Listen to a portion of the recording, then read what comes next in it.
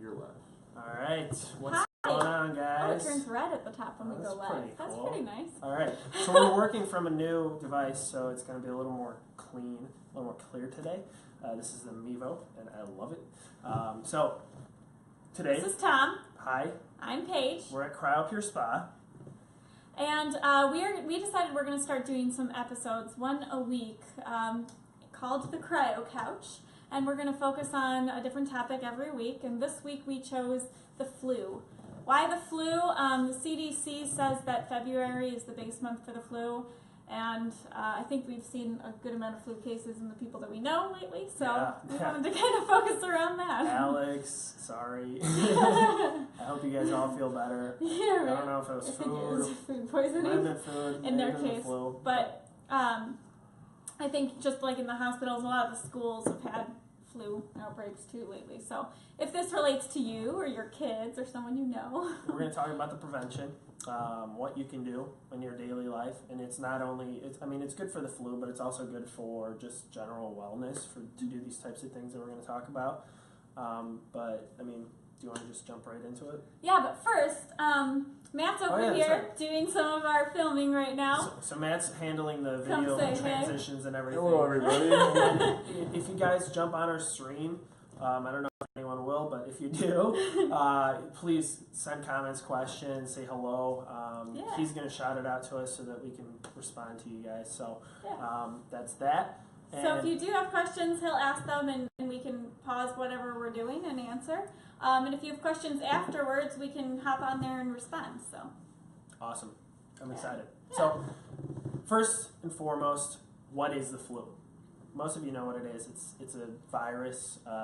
Typically, it runs from like the winter, usually September through the spring, and it's highly contagious. So if someone around you has it, try and avoid contact if you can.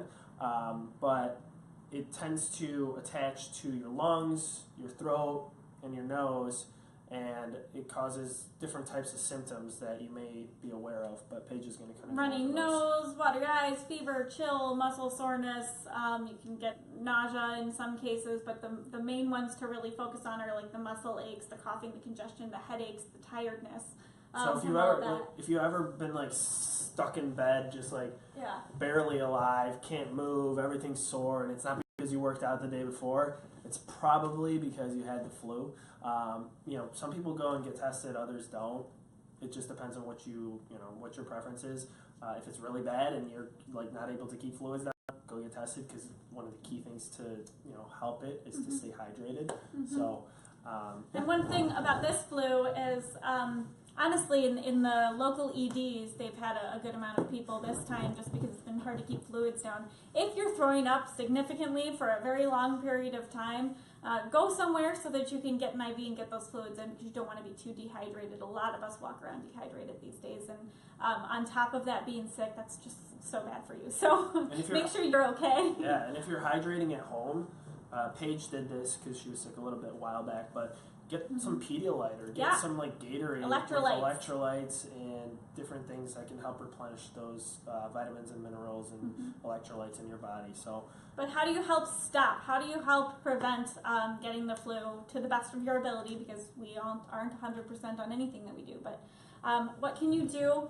The first is get that flu shot. I know some people like it, vaccine. Others don't.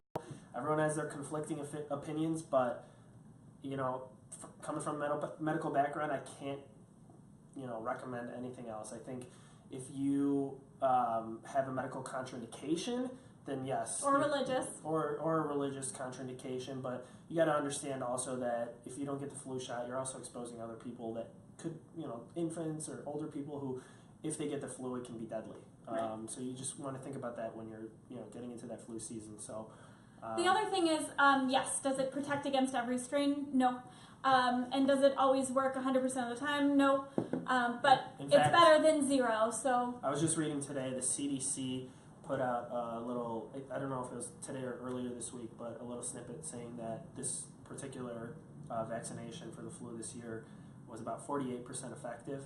So while that may not seem great to you, it is actually pretty good, because usually it ranges anywhere from like 20-25% up to 60% efficacy. So it's not bad, and it's better than nothing. But it's also just, I mean, yeah, 48% is better than no percent. Exactly. But what else can you do? So if you don't like that advice, or you've done that and you're wondering what else you can do, there are some other ways of natural prevention and maybe some things we can help with. So yeah, and the number one thing that I teach, my nurses and everyone learns kind of in the healthcare environment, but also in the public. I mean, you have to wash your hands. Anytime you go to the bathroom, anytime you kind of do anything with your hands, you really want to make sure you're washing them frequently. You want to make sure, even hand sanitizer does very great. And wash, people forget here. People forget here and right here. Around there. Right around here. Wash fully, all the way around. Use your fingers, go in between. It's excellent to do. So that's one of the easy things that you can do. And sing a song while you do it. That helps you make sure that you're taking enough time to wash your hands. It's not okay, I'm done. Yeah. It's one of these where you're really scrubbing it in. You're going to help yourself and you're going to help everyone else because you're going to prevent the spread of that virus and those germs to other people and other germs too. It's not only flu vaccine or the flu virus. The other thing you could do naturally is to make sure you're getting the right intake of vitamin D. If you don't live in a sunny environment, if you're in Chicago like us here,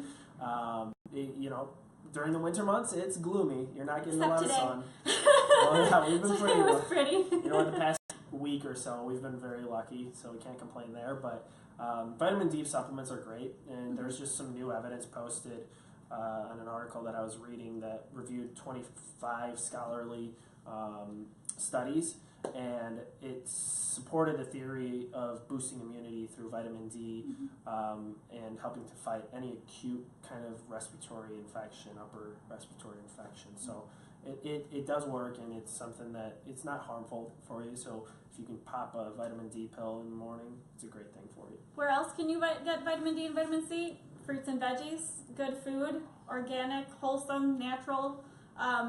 These things that our bodies crave, like really good food that's good for you, there's a reason for that. And there's a reason that those vitamins that exist that we all need so much. Yeah, your body's intuitive. It knows what it needs. Well, I guess it's hard to distinguish because I crave pizza all the time, and I'm sure a lot of people do too. But maybe there's something in the pizza that I need in my body, right? Well, that's how I'm going to think about it. But food-wise, there's also things called phytochemicals, which are chemicals that are in fruits and veggies and nuts, in legumes, and they help to boost your immunity as well and to fight free radicals in your body. So just continuing that same trend of healthy eating is really good for you. Yeah, but we can help you too. Yes, we can. And we're at CryoPure, and I'm spilling all over. Spill that chocolate all over my mic. Whoops. So one of the things that we can do is whole body cryotherapy, and that's the cold chamber that we do. That's nitrogen-based, the cold therapy, where you can go in up to 3 minutes, and it helps create a process that can boost immunity, but also helps with circulation. So how does it boost immunity? Well, so there have been studies, and you can find them on our website, cryopure.com. Hit the literature tab. We've got studies there, and you'll just have to look for white blood cell count and you can search. There's a little search thing, but there's studies that show, like there's one in particular that was 10 sessions of cryotherapy in a shortish period of time, and it showed that the white blood cell count was significantly increased from doing the whole body cryotherapy, and really it comes down to cold stress. It's not just cryotherapy, but it is exposing yourself to extreme cold, or on the other spectrum, which we also do here, is extreme heat. So the infrared sauna is another great thing that you can do to help boost your immunity and to help fight any bugs and infections that might try and invade your system. Yeah, that sauna is a really good kind of detoxification impact that your body can have. And one of the other things that it's really great for is a little bit of relaxation. We're all so stressed all the time. I know between the two of us, we have a couple jobs and a billion events and activities, and I know that we're not alone in that because everyone else around is that's running not even their heads cut off too. Yeah, that's not even including daily life and trying to keep up with family and friends. So. Right, and we know that everybody else is feeling that more and more. So when you're dealing with all of that stress, it makes it really hard on your body to fight. So one of the things that you can help reduce is your cortisol levels when you help reduce your stress. So going into the infrared sauna and having that impact, kind of naturally bringing down those levels, lowering your blood pressure, and there are studies that are linked to that for full spectrum infrared saunas and infrared saunas in general. But you can find some of that on our website. But doing that is really, really a good way to make sure that you're taking care of your body. And we don't have a lot of time in our day, I know. That's why, so the cryotherapy is only 3 minutes. Yeah. So that's the wonderful thing about that. Infrared sauna session is only 30 minutes. It's not that long. It's very comfortable. Yeah. You also sweat out a bunch of toxins, which is going to help you heal and prevent infections as well, or viruses. And then the other great thing about it is it helps with your cardiovascular system because it actually mimics the way that when you go running, you do cardio, your heart rate goes up and the circulation increases. It kind of mimics that because when you're in that infrared sauna, it's heating your body and it's trying to raise the core body temperature. And when it raises the core body temperature, what's your body's response? It wants to cool down. When it wants to cool down, the heart rate speeds up and it kind of mimics that effective cardiovascular work. Mm-hmm. So, I mean, there are a lot of things that you can do that don't take a ton of time out of your day and that aren't too crazy in terms of an impact on everything else you have going on. Plus, the things that we have here are super fun. But what do you do if you have it? You're going to get it. Some people will get it, not everyone, but you could still get the flu. And so what do you do to help protect everybody around you and then to try and take care of yourself? Drink. Drink. So many fluids. Hydrate yourself. Flush yourself out. What do we got? So my question personally is, so what's the first thing you do and what are the steps you take? And where does cryo fit and where does infrared fit into that? And when you say the first thing you do, let's when say you get sick, or you wake up in the morning and your throat hurts, you feel really horribly, your muscles ache. What's like the first, let's say step by step, let's say 5 steps. What are the 5 steps you should do? Well, so those who want to check it out with a physician or their care center should do that. But first and foremost, if you feel like you're coming down with something, it doesn't necessarily have to be the flu. Increase your vitamin C intake. Obviously, your vitamin D as well. So Emergen-C does a great job for that. Yeah. I drink it sometimes just to drink it because it's just replenishing those vitamins that I don't naturally have, and it's hard to get them in food nowadays. Tea is great. Rest, fluid intake. Make sure you're getting your water. Make sure you're getting your electrolytes through, and then after you do all that, I mean, wash your hands like crazy because you don't want to be the one spreading that to somebody else either. So do your best to protect those around you. Maybe don't go out that night. Maybe spend a night in. Maybe try to pull back from something. It's a good question because it actually ties into like what you want to do if you actually get the flu. It's exactly the same thing. You want to hydrate. Because this is like pre-flu, and you're trying to prevent it from getting worse. So your body needs to rest. Your body needs to use all the resources it can to fight off whatever's happening in your body. So you don't, if you can take a day off of work, take a day off of work. Make sure you're hydrating. Get those electrolytes. Get the Propel. Get Gatorade. Whatever you need to get. Drink it. Hot tea. Water with lemon. Better to stop it at one day than to have it be something where you stress yourself and stress yourself and stress yourself, and now it's 5 days and now you're out for 3 days or more. And then I've heard people ask me, and I've heard it on the internet, that sometimes jumping into an infrared sauna when you're sick or getting close to sick is good for you. And I don't want to say I'll recommend it or not recommend it. I will say that if you do decide to do something like that, and theoretically, yes, it can work because it's raising your core body temperature, which kind of gives you this faux fever, right? Your body thinks it has a fever because your core body temperature is up. So it's going to increase the amount of white blood cells, killer T cells that are going to fight off infection. That's theoretical, though. So if you do decide to do it, though, make sure that you are hydrating before, after, during the sauna session. Make sure that if you're going to come to us, make sure you tell us that you're possibly sick or are sick. Right. Because I'll get you like a mask or something because I want to protect everyone else that's going to be in the place. Right.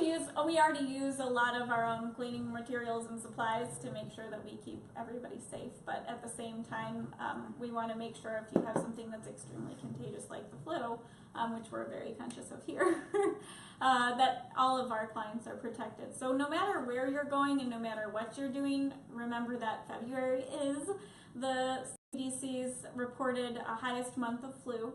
So just be on the lookout, keep yourself as safe as you can, look out for your families, and try to make sure you're washing your hands and doing all the preventative things that you can.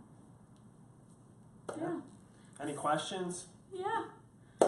Yeah, And if I know not we have a now- few people watching. Yeah, and if not now, well, we can always answer questions later. But this was our very first episode of Cryo Couch, so if you want to hear specific topics, other things, we are more than open to it, and we will do these once a week. And and I think this whole series is going to be pretty flexible. I think we'll talk about wellness, we'll talk about health, we'll talk about things we can do to help you. But I also think we might bring in some people who are just because Experts. Experts, and I enjoy like entrepreneurs and talking about business owners and things that can motivate you to do better for your life. So that's kind of where this series is going to go, I believe. Yeah. We'll always try to choose things where we can back it up with research or articles or someone else's experience that they're speaking to you about directly. So that's what we will try to bring you. Truth. Yeah, truth. So if we don't have any questions, I think we'll wrap it up. Thank you guys for watching. If you need anything from us, please just send us an email. You can go on our website, CryoPureSpa.com. Our email is info@CryoPureSpa.com. Or you can call us 847-881-6081. Again, 847-8, and I always speak too quickly. 881-6081. You can follow us on social media. You can follow me. You can follow Paige. You can follow Matt. He's Polaco Fitness. You're trying to spill all the drinks. Polaco Fitness over here. He knows a lot about the body. He's studies it pretty religiously every day, and tells me new things even. So any of us, we're all good resources. Katie's a great resource. If you haven't met her, she's one of our cryotherapist, wellness therapists here at CryoPure Spa too. So if you come in, just go on and ask us, and you can come in for just to see the place. You don't have to we'd love to walk you through. I know the previous episode you got to see, but any case, please enjoy your evening. Go outside while you can. It's gorgeous outside, and it's just going to get cold again. Sorry to disappoint, but that's because it's my birthday. Thank you for spending time with us. Thank you guys. Take care.